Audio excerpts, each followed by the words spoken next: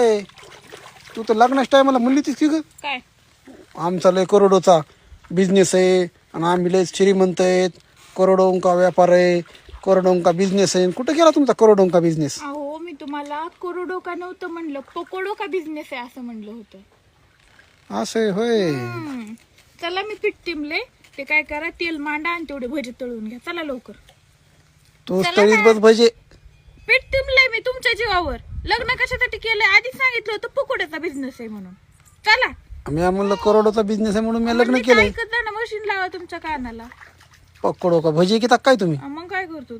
चला पीठ टिमलंय ते तेवढे मला तळून त्या मामाला तळायला भजी.